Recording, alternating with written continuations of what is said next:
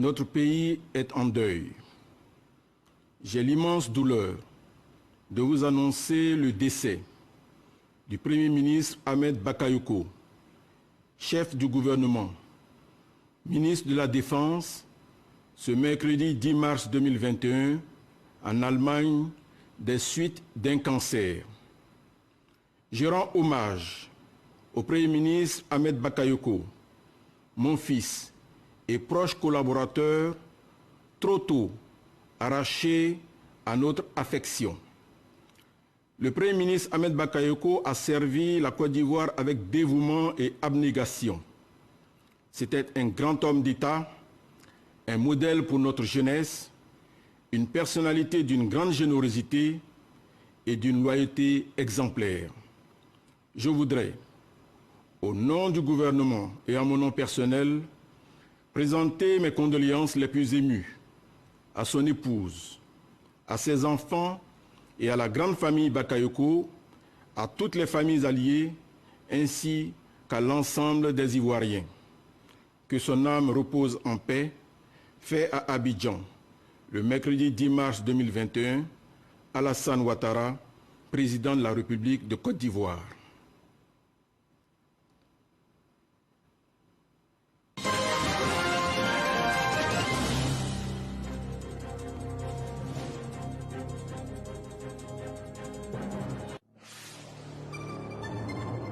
En Afrique, comme partout dans le monde, il est de coutume que les plus riches et les plus fortunés soient des hommes d'affaires, des entrepreneurs, des sportifs, des artistes ou alors des héritiers de sang royal.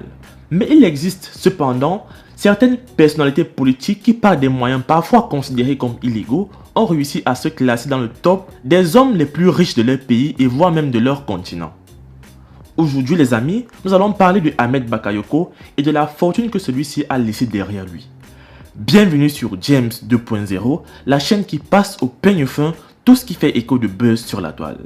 Abonne-toi au passage et surtout, active la cloche des notifications pour être toujours alerté à chaque fois que je poste une nouvelle vidéo. Ahmed Bakayoko, né le 8 mars 1965 à Abidjan, est mort le 10 mars 2021 en Allemagne de suite d'un cancer.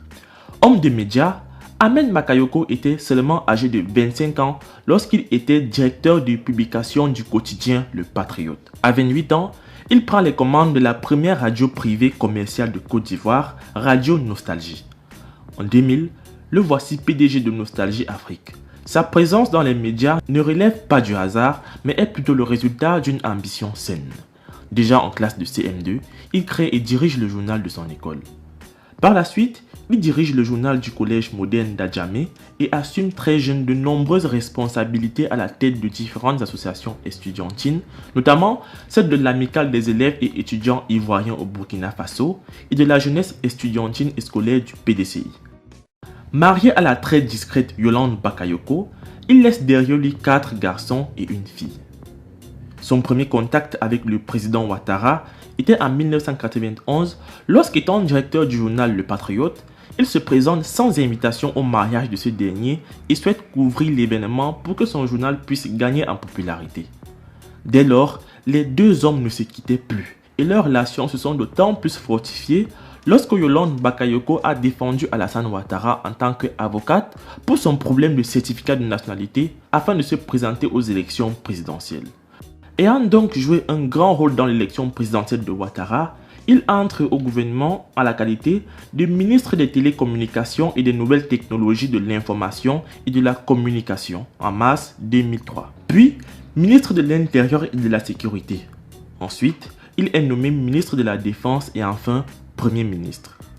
Abobolais de sang et de souche, celui-ci va devenir depuis 2017 maire d'Abobo, commune qu'il aimait de tout son cœur.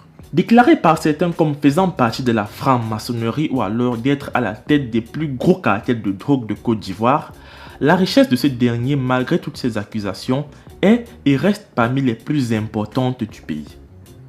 Il dépensait ainsi son argent tant pour des futilités que pour des projets ayant sauvé de nombreuses vies. Pour son élection à la mairie d'Abobo, celui-ci avait mobilisé près de 5 milliards de francs CFA pour se garantir la première place. Certains ont dit que c'était pas fair play, mais en politique, tous les coups sont permis. Ses actions caritatives à l'endroit des veuves et orphelins par mois étaient comptées à près de 700 millions de francs CFA.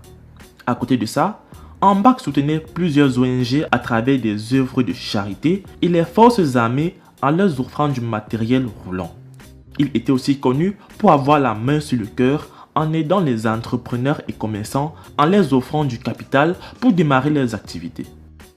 Ainsi, il a su rentrer dans le cœur des Ivoiriens pour être l'homme politique le plus aimé de Côte d'Ivoire de tous les temps. Pour ceux qui connaissaient bien la vie de Ahmed Bakayoko, il était un homme de médias et donc un fan de musique populaire.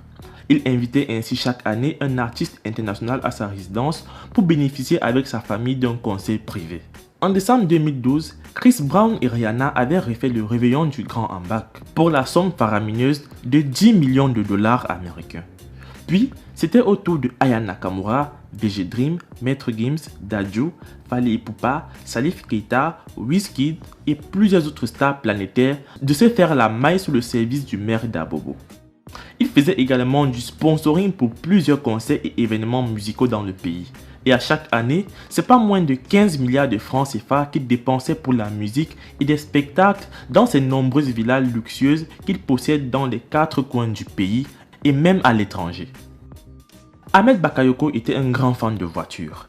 Même si la majorité de ses sorties étaient en voiture de service, celui-ci a fait une collection de voitures les plus chères et luxueuses du monde. Une Rolls-Royce Phantom à 300 millions de francs CFA, une Mercedes-Benz classe S à 66 millions de francs CFA, une Bentley que celui-ci s'est faite à hauteur de 250 millions de francs CFA et une Hummer qu'il a eue à hauteur de 100 millions de francs CFA. Il possède entre autres un jet privé qu'il a acheté à 2,450 millions de dollars et un yacht à 1,5 million de dollars. Comme un adage le dit si bien, qui se ressemble s'assemble.